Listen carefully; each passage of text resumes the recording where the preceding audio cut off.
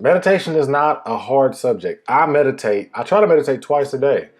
And some of you guys may know my journey from 2018 up until now. I needed tools, man. I was always in my head ever since my father had passed, and I was constantly dealing with the draws of life going up and down, up and down. I needed something that was constant. I needed control, but I didn't have it. So when you feel like you need control, at least for me, and I didn't have it, guess what I would do?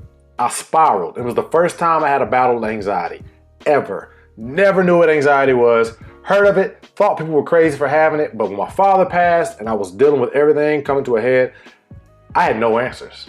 And I was stuck with something that was totally new, and it was real, and it was causing me not to get sleep. It was messing with my health. It was causing my cortisol levels to raise up. My body was jacked up as far as my gains and just my overall physique. So I was starting to spiral, not to the point to where I was going to do something crazy, but I was essentially going crazy myself. Now, I did meditate prior to that, but I never really took it 100% seriously up until this point. So here's how I meditate, when I meditate, and the way that I meditate. There's several different ways to meditate. There's transcendental meditation, mindfulness meditation, there's guided meditation. There's literally all types of different meditations. But for me, meditation for me is more of a personal thing. It is time to myself to focus and really block out everything else that's going on in life. And I feel like now more than ever is really important. So I try to meditate in the morning and just before bed. So how do we meditate? Number one, plan for when you're going to meditate. Don't just go into it and say willy-nilly randomly that you're going to meditate.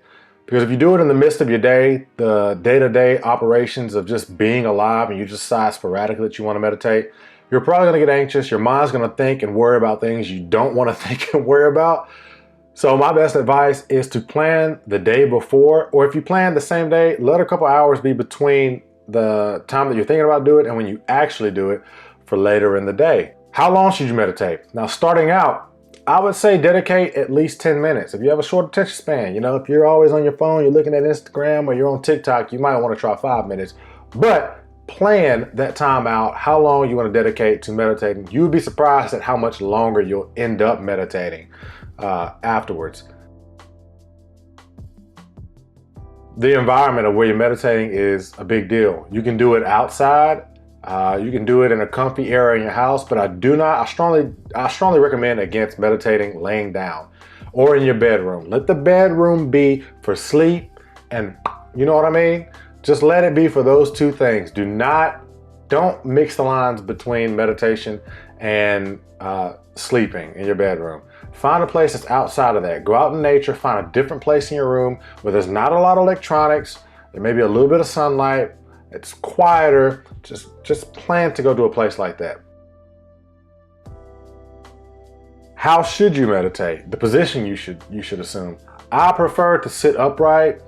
Sometimes I lay flat, but you want to make sure you're comfortable no matter how you do it, because you don't want to get distracted by pain and being uncomfortable while you're meditating. So sit upright. You can even sit in the chair and just be. Just let it ride, just be. You can lay down. Some people even stand up. Now that's not me, I'm not gonna stand up and meditate, but you could do that if it suits you. But being comfortable is key.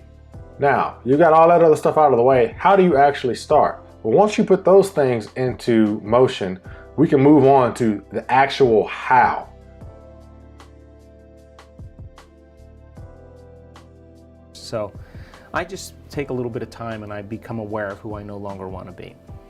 Then I begin to think about who I want to be when I open my eyes, what thoughts I do want to fire and wire in my brain, what behaviors I do want to demonstrate.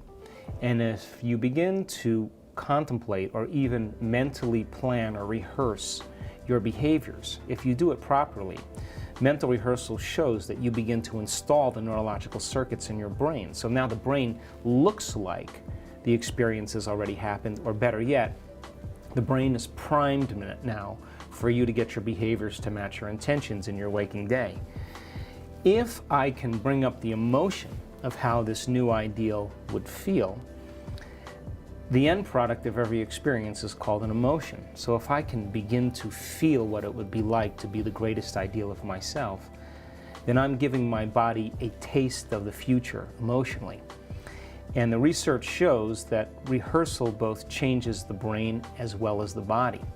So then if I can get my brain primed to be thinking differently, and I can get my body primed to be feeling differently, how you think and how you feel creates a state of being. And the quantum field responds to who we're being. So our job then is when we get up from our meditation, we should feel differently than when we sat down. But that's not enough. Then you have to maintain your modified state of mind and body your entire day. And after your meditation, what should you do afterwards? I typically like to just do a slow transition back into my daily life. I don't get too quickly into it. I don't just jump right back into doing work. Just kind of ease yourself into it. Be present in being present. You know, once you are at a point where you feel like you're ready to come to, or you have a timer set, then just focus on being present for at least the next 5 to 10 minutes, right? And then go into whatever you're gonna do. I have found that meditation has helped me make smarter decisions. It has made me a kinder person, a more patient person. I would dare to say it's also helped me personally with my battles with anxiety. I have not had an anxiety episode since those years, those months where I was dealing with that.